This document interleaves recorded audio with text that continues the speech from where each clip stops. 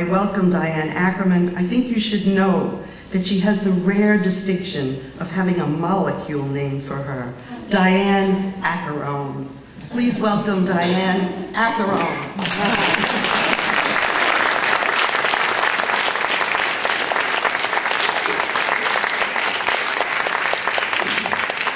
So much. Thank you for a wonderful introduction. I'm absolutely thrilled to be here with you today. I had the privilege to be at Cornell when Carl Sagan was there. He was on my doctoral committee, and he was just wonderful in so many different ways, and I continue to miss him. Was talking with a friend about him just yesterday. And this is a poem that I wrote soon after he died. And it's called We Die. We die despite appointments and feuds, while our toddler, who recently learned to say no, opens and shuts drawers 100 times a day, and our teen braces for the rapids of romance. We die despite the contracts and business trips we planned, when our desk is untidy, despite a long list of things to do, which we keep simmering like a pot of rich broth. We die despite work we cherish, marrying whom we love, piling up a star-spangled fortune, basking on the Riviera of fame, and achieving that human participle with no known object. Life is not fair, the old saw goes. We know, but the saw glides slow, one faint rasp, and then at length another. When you died, I felt its jagged teeth rip. Small heart wounds opened and bled, closing as new ones opened ahead. Horror welled, not from the how, but the when. You died at the top of your career, happy, blessed by love, still young, playing by evolution's rules, you won. Prospered, bred, rose in your tribe, did what the parent gods and society prized. Yet it didn't save you, love or dough. Even when it happens slow, it happens fast, and then there's no tomorrow. Time topples, the castle of cards collapses, thoughts melt, the subscription lapses. What a waste of life we spend in asking, in wish and worry and want and sorrow. A tall man, you lie low, now and forever complete, your brilliant star eclipsed.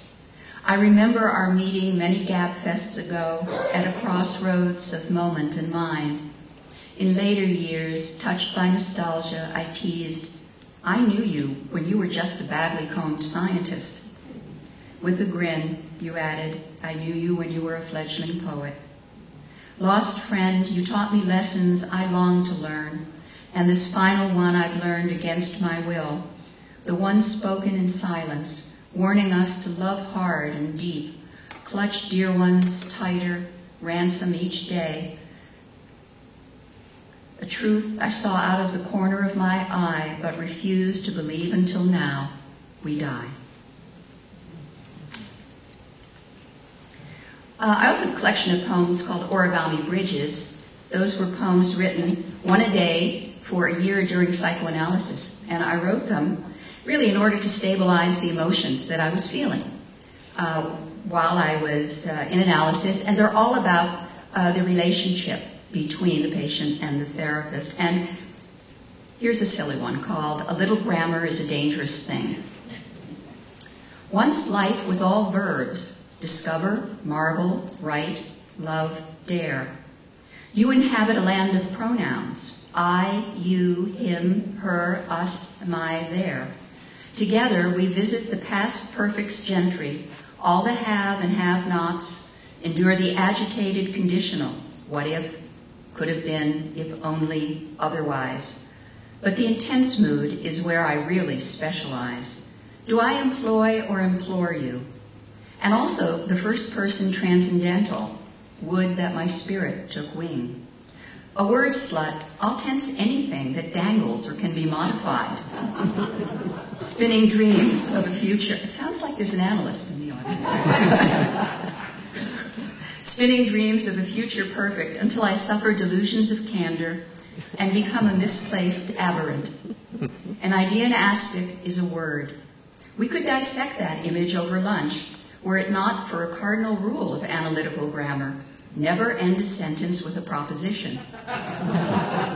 So you'll have to trust that at the diner around the corner, where the catch of the day is flu, and a poetic young waitress rhymes her bell-like hips as she walks, I've ordered you a cafe latte and a double entendre to go.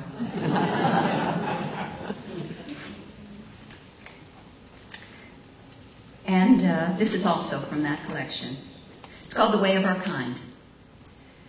Borrowed heart, constant among fleeting forms, you're an amalgam of desires like me, a man whose history I dare not know, but assume to be riddled by fate's gifts and treacheries, happenstance being the way of our kind.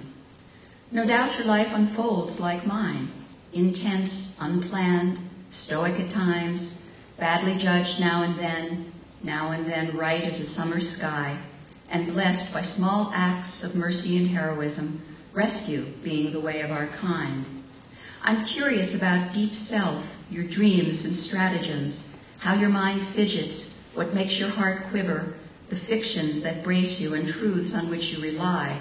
Curious not simply as a wish for more, but because kinship is the way of our kind. Because it is the way of our kind, you and I, we ladle ideas like hot steel, deliberate and tense, growing amazed at times by scalding beauty in the forge of the mind that can burn or build cities and love in pantomime. How lucky we are to share this planet and climb. I would have said that earlier without obliquity and rhyme, but felt shy because fondness equals surrender, and a camouflaged heart is the way of our kind.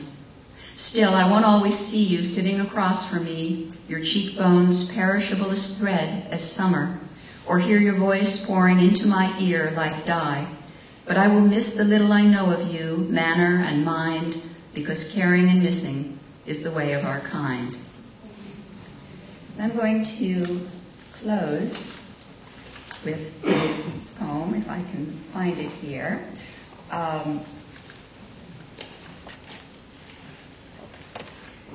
Called King Penguins. King penguins, remember, are the really tall penguins that have these absolutely stunning yellow commas on their cheeks. I wrote this on shipboard in the Antarctic. The seas were so high that at the Valentine's Day dance, people had to hold the ceiling. King penguins. Carved gold in the middle of her cheeks, her dishy commas shimmer in the sun as she swaggers demurely, leading the boys on. Throwing his head back, a male trumpets and raves, and sounds like a harmonica or an oncoming train. Her velvet commas are the hottest he's seen in days, and her apricot bill just takes his breath away. So despite the rapid skuas and the fur seals seething and the other avid suitors flapping and reeling, he sidles up close and bump herds her away to the outskirts of the rookery for a little heavy breathing. Her mother was right, of course. He'll walk all over her.